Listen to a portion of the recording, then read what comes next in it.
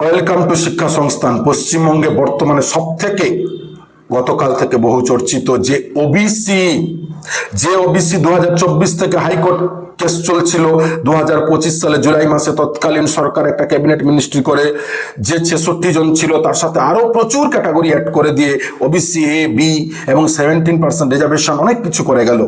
সেই অনুযায়ী কিন্তু এসএসসি প্রাইমারি এটসেট্রা রিক্রুটমেন্টও চলছে। কিন্তু বর্তমান সরকারের মতামত যে সেন্ট্রাল লিস্ট যে ওবিসি একমাত্র সেই ওবিসি কার্যকরী হবে, স্টেটের আলাদা কোনো ওবিসি থাকতে পারে না বা থাকবে না। তাহলে সেন্ট্রাল ওবিসি এখনো পর্যন্ত পশ্চিমবঙ্গের প্রায় 66টি ক্যাটাগরি, 66 ক্যাটাগরি যারা সেন্ট্রাল ওবিসির আওতাভুক্ত, তো তারাই যদি রিজার্ভেশন ফ্যাসিলিটি পায়, এবং সেই রিজার্ভেশন কত, আগের 7% না পরবর্তীকালের 17%, সেটা ডিপেন্ড করবে রাজ্য সরকারের মিটিং এবং পরবর্তী নির্দেশের উপর নির্ভর করে।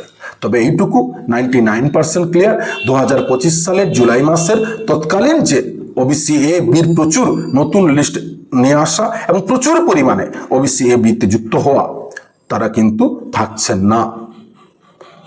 তাই ওবিসি যারা রয়েছেন তাড়াহুড়ো না করে অপেক্ষা করুন সরকারের পরবর্তী নির্দেশ পর্যন্ত। অবশ্যই প্রত্যেকটা প্রবলেমের সলিউশন হবে। ধন্যবাদ।